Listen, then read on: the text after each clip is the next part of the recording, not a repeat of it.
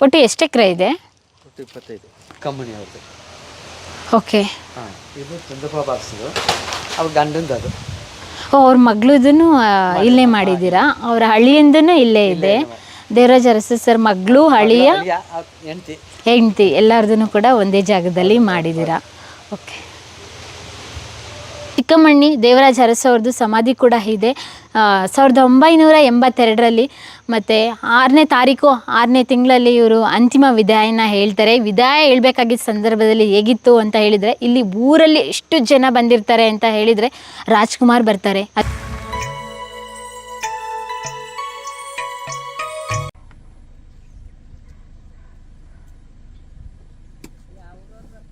ಬೆಂಗಳೂರು. ಯಾರು ಇಲ್ವಾ? ನೀವೇನಾಗಬೇಕು? ಹೌದಾ? ಇಲ್ಲಿ ಅವ್ರ ಜಮೀನಲ್ಲಿ ದನ ಮೇಯಿಸ್ತಾ ಇದ್ದೀರಾ? ನೀವು ದೇವರಾಜ ಅರಸು ಗೊತ್ತಾ ನಿಮ್ಗೆ? ಹೆಂಗೆ ಅಂದ್ರೆ ಏನು ಇದ್ರು ಪಾಪ ಕಚ್ಚಿ ಹಾಕೊಂಡು ಹೊಲ ಎಲ್ಲ ಉಳ್ತಿದ್ರು ಅವ್ರು. ಹೌದಾ?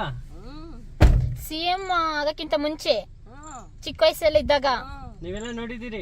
ನಾವು ಇಂದಿರಾ ಗಾಂಧಿ ಬಂದಿದ್ರು ನಮ್ಮೂರ್ಗೆ, ಅವ್ರು ನೋಡಿವಿ, ಅರಸನವ್ರು ನೋಡಿವಿ. ನನ್ಗೆ ವಯಸ್ಸಾಗದಲ್ಲ ಆಗ ನೋಡಿದ್ವು ನಾವು. ಓ, ನೀವ್ ಇಂದಿರಾ ಗಾಂಧಿ ನೋಡಿದ್ದೀರಾ? ನೋಡಿದ್ರು. ಆ ಗೇಟ್ನಿಂದ ಈ ಗೇಟು, ಆ ಗೇಟಲ್ಲೆಲ್ಲ ತೋರಣ ಹಾಕಿದ್ರು ಅವ್ರು ಬಂದಾಗ. ಅವ್ರ ನಾನು ಹೊಸ ಮದ್ವೆ ಹೆಣ್ಣು ಆಗ ಈ ಊರ್ಗೆ. ನಿಮ್ಮ ಹೆಸರು? ಇದ್ರು ನಮ್ಮ ಅತ್ತೆ ಮಾವ ಎಲ್ಲ ಇದ್ರು. ಆಗ ನಾವ್ ಓಡ್ ಬಂದಿ ಎಲ್ಲ ರಾಜಕೀಯರು ಅಂದ್ರೆ ನೋಡಕ್ಕೆ ಅಷ್ಟ ಆಸೆ ಅಲ್ವಾ, ಬಂದ್ ನೋಡ್ತಿದ್ದೋ. ಅವ್ರ ಕೊನೆ ಉಸಿರೋವರೆಗೂ ನೀವು ನೋಡಿದಿರಿ ದೇವರಾಜ ಅರಸು ಅವ್ರನ್ನ? ತಂದು ಸುಟ್ರು ಕೆಳಗೆ, ಹಾಗೆಲ್ಲ ನೋಡಿವಿ. ಎಲ್ರಿಗೂ ಒಸಿ ಬಸ್ಸು ಕಾರು ಕೂಟ್ರು ಒಸಿ ಇದ್ವ ನಮ್ಮ ಊರಲ್ಲಿ. ಎಲ್ಲರಿಗೂ ಅಡ್ಗೆ ಮಾಡಿಕ್ಕಿವಿ ನಾವು. ಅಯ್ಯೋ. ಅವ್ರು ಸತ್ತದಾಗ ಅಷ್ಟು ನೀವರೇ ಚಿಕ್ಕೋರು ಗೊತ್ತಿಲ್ಲ ನಿಮ್ಗೆ. ನಾವೆಲ್ಲ ತುಂಬಾ ಚಿಕ್ಕ ಹುಡುಗರು ಅವಾಗ. ನಿಮ್ಗೆಲ್ಲ ಗೊತ್ತಿಲ್ಲ ಬಿಡಿ, ನಮ್ಗೆಲ್ಲ ಗೊತ್ತು. ಅವ್ರು ಹೇಗೆ ಜನಗಳ ಹತ್ರ ಮಾತಾಡ್ತಾ ಇದ್ದಿದ್ದು? ನಿಮ್ಮ ಹತ್ರ ಎಲ್ಲ ಹಿಂಗ ಅಚ್ಚನ್ ಹಿಡ್ಕೊಂಡು ಹಿಂಗೆ ಎಲ್ಲಾರ್ದು ಹಿಂಗ ಅನ್ನೋದು, ಹಾಯ್ ಹಾಯ್ ಅನ್ನೋದು. ಹಾಯ್ ಅನ್ನೋರ? ಇಂದಿರಾ ಗಾಂಧಿ ಕೈ ಮುಗಿಯೋರು ಅವರು. ಒಂದೇ ಸತಿ ನೋಡಿರೋದು ಈ ಊರಿಗೆ ಬಂದಿದ್ರು. ಇಂದಿರಾ ಗಾಂಧಿ ಕಟ್ಟಿ ಮಾಡಿದ್ರು, ಬಿಳಿ ಸೀರೆ ಹಾಕಿದ್ರು, ಹಾಗೆಲ್ಲ ನೋಡಿದ್ರು. ದೇವರಾಜ ಅರಸು ನಿಮ್ನ ಯಾವ ತರ ಮಾತಾಡ್ಸಿದಾರ? ಮಾತಾಡ್ಸೋರು. ಏನಂತ ಇವರು ನಮ್ಮ ಅಮ್ಮ ಅವರು, ನಮ್ಮ ಅತ್ತೆ ಮಾವ ಗೊತ್ತು ನಮ್ಗೆ. ಅವ್ರ ಅಡ್ಡಿಲಿ ಕಸ ಹಾಕ್ತಿದ್ರು, ದನ ಎಲ್ಲ ಮೇಯಿಸ್ತಿದ್ರು. ಆಗ ಅವರು ಮಾತಾಡ್ತಿದ್ರು, ಇವರು ನನ್ನ ಸೊಸೆ, ಇವಳು ನನ್ನ ಹಿರಿ ಸೊಸೆ, ಕಿರಿ ಸೊಸೆ ಅಂತ ನಮ್ಮಮ್ಮ ಹೇಳೋರು, ನಮ್ಮ ಅತ್ತೆ. ಆಗ ಅವರು ಚೆನ್ನಾಗಿರ್ತಿದ್ವಿ ಅಂತ ಅನ್ನೋರು. ಚೀಫ್ ಮಿನಿಸ್ಟರ್ ಆಗಿದ್ ಗೊತ್ತಿತ್ತಾ ನಿಮ್ಗೆ? ಗೊತ್ತು ನಮ್ಗೆ. ಚೀಫ್ ಮಿನಿಸ್ಟರ್ ಆದ್ಮೇಲೆ ಇಲ್ಲಿಗೆ ಬಂದಿದ್ರು? ಬರ್ತೇ ಇರ್ತಿದ್ರು. ಹಾಗಾಗ್ಲಿ ಓಕ್ಲಿ ಹಬ್ಬಕ್ಕೆ ಅವ್ರ ಮಕ್ಕಳು ಒಬ್ರು ನಮ್ಮ ಊರಲ್ಲಿ ದೊಡ್ಡ ಹಬ್ಬ ಮಾಡ್ತಾರೆ ಕೇಳಿ ಅವ್ರಿಗೆ, ಹಾಗೆಲ್ಲ ಬರ್ತಿದ್ರು. ಸರಿ ಅಮ್ಮ, ಆಯ್ತು. ನಿಮ್ಮ ಹೆಸರು? ನನ್ನ ಹೆಸರು ನಾಗಮ್ಮ ಅಂತ.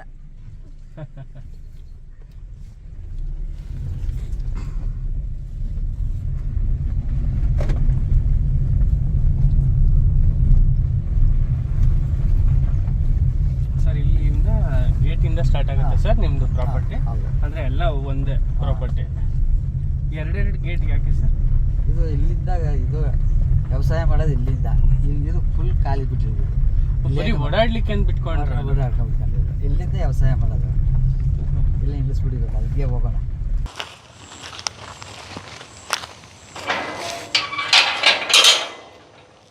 ಒಟ್ಟು ಎಷ್ಟು ಎಕರೆ ಇದೆ?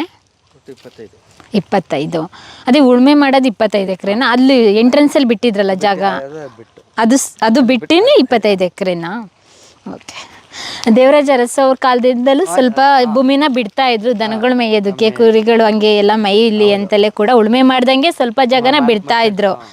ಅದನ್ನೇ ಇವಾಗಲೂ ಕೂಡ ಕಾಪಾಡ್ಕೊ ಬಂದಿದ್ದೀರಾ. ಅಲ್ಲಿ ಹೇಳಿದ್ರಲ್ಲ ಎಂಟ್ರೆನ್ಸಲ್ಲಿ ಬರ್ಬೇಕಾದ್ರೆ ಈ ಊರವರು, ಇಲ್ಲಿ ದನ ಬಿಟ್ಟಿದ್ದೀನಿ ದನ ಮೇಯ್ಸೋದಕ್ಕೆ ಅಂತ ಹೇಳಿ. ಬಾಳೆ ಹಾಕಿದ್ದೀರಾ? ಎಷ್ಟು ಎಕರೆಗೆ ಹಾಕಿದ್ದೀರಾ ಬಾಳೆನ? ಗೊತ್ತಾಗಲ್ಲ. ಯಾರು ಮಾಡ್ತಾ ಇದ್ದಾರೆ ಇವಾಗ ಈ ಜಮೀನೆಲ್ಲ? ಒಬ್ರು ಊರ್ಗೋಗಿದ್ದಾರೆ. ಅವ್ರ ಮಾಮ ಬರ್ತಾ ಇದ್ದಾರೆ, ಇಲ್ಲ ಮಾಮ ಇದ್ದಾರೆ. ಎಷ್ಟು ಜನ ನೋಡ್ಕೊಳ್ತಾರೆ ತಮಿಳಿಯನ್ಸ್ ಅಂತ ಹೇಳಿ? ಒಂದೇ ಫ್ಯಾಮಿಲಿ. ಒಂದೇ ಫ್ಯಾಮಿಲಿ ಇದನ್ನೆಲ್ಲ ಕೆಲಸ ಮಾಡಿಸ್ಕೊತಾರೆ. ಬೇರೆಯವ್ರನ್ನ ಕರೆದ್ಬಿಟ್ಟು ಕೆಲಸ ಮಾಡಿಸ್ಕೊತಾರೆ. ಆ ಥರ ಹುಣಸೂರಿಂದ ಆ ಕಡೆ ಕರೆದ್ಬಿಟ್ಟು. ಅಂದರೆ ಅವ್ರಿಗೇನೆ ಗುತ್ತಿಗೆ ಕೊಟ್ಟಿರೋದು ಇದು? ಗುತ್ತಿಗೆ ವರ್ಷಕ್ಕೆ ಇಷ್ಟು ಅಂತ ಕೊಡೋದು. ಓಕೆ. 25 ಎಕರೆ.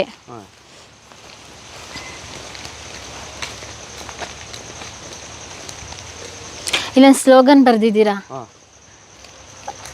ಇಲ್ಲಿ ದೇವರಾಜ ಅರಸು ಸರ್ ಫೋಟೋ ಇದೆ, ಇದೆ ಸಮಾಧಿ. ಸಮಾಧಿ. ಓ ದೇವರಾಜ ಅರಸು. ತಾತ ಚೆನ್ನಾಗಿದ್ದೀರಾ? ಹಾಂ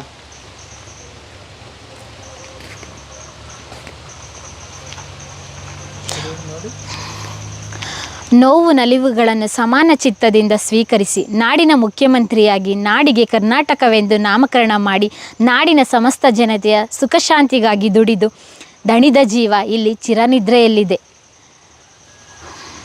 20/8/2012 ಇದನ್ನು ಬೋರ್ಡ್ ಹಾಕಿರೋದು. ತಾಲೂಕು ಕನ್ನಡ ಸಾಹಿತ್ಯ ಪರಿಷತ್ತು ಹುಣಸೂರವರು ಈ ಬೋರ್ಡ್ ಹಾಕಿದೆ. ಎಷ್ಟು ಸೊಗಸಾಗಿ ಬರೆದಿದ್ದಾರೆ ನೋಡೋಣ ಬನ್ನಿ. ದೇವರಾಜ ಅರಸು ಅವ್ರ ಸಮಾಧಿ.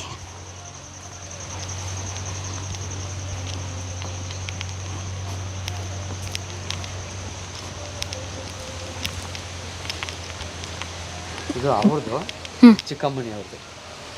ಓಕೆ. ಹಾಂ ಇದು ಚಂದ್ರಪ್ರಭಾ ಅರಸು, ಅವ್ರ ಗಂಡಂದು ಅದು.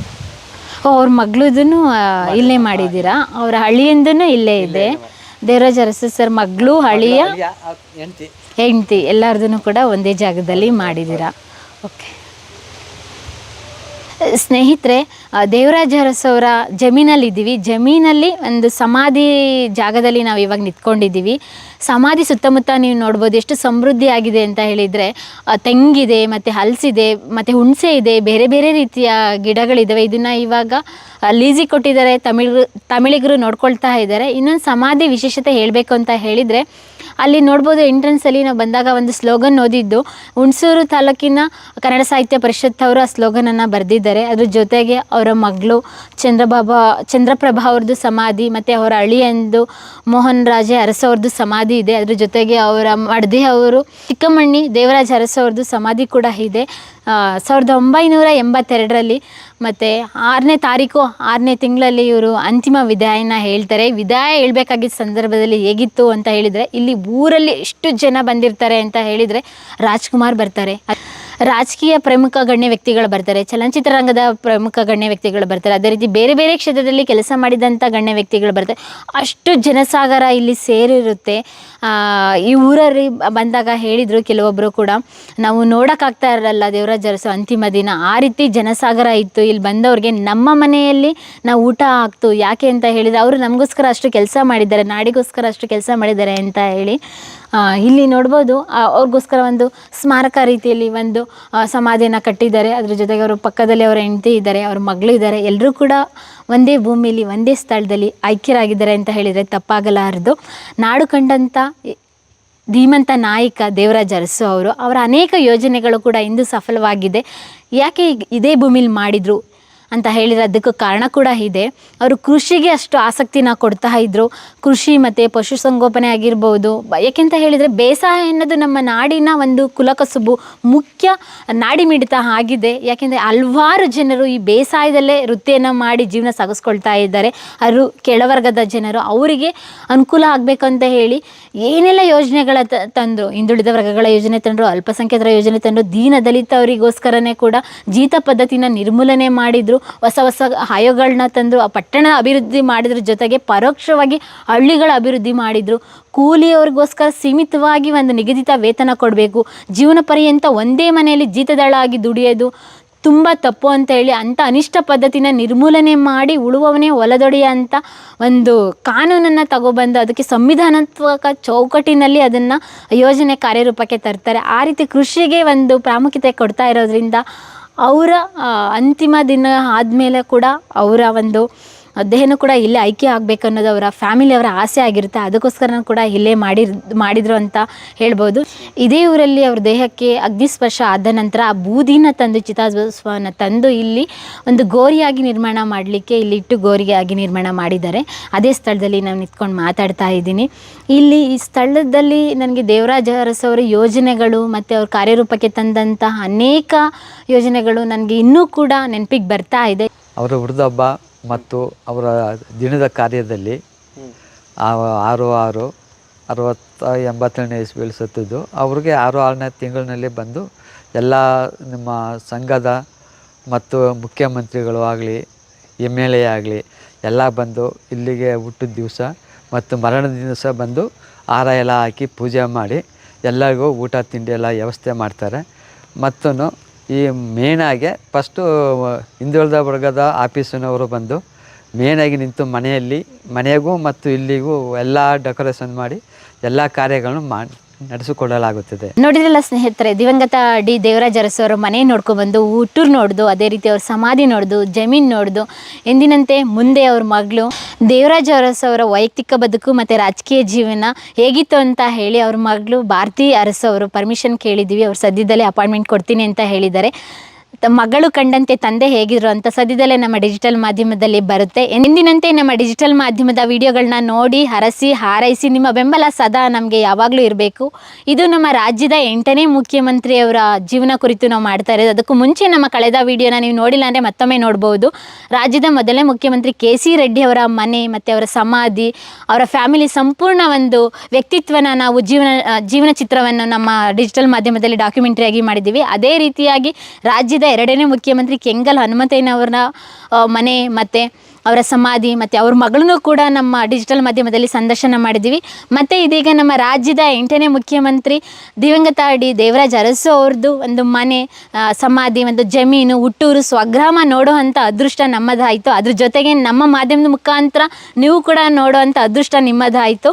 ನೆಕ್ಸ್ಟು ಮುಂದಿನ CMದು ಜೀವನ ಚರಿತ್ರೆ ಮತ್ತು ಅವ್ರ ಬದುಕನ್ನು ಕೂಡ ತೋರಿಸೋ ಪ್ರಯತ್ನ ಮಾಡ್ತಾ ಇರ್ತೀವಿ. ನಿಮ್ಮ ಬೆಂಬಲ ನಮಗೆ ಯಾವಾಗಲೂ ಬೇಕು. ಧನ್ಯವಾದಗಳು.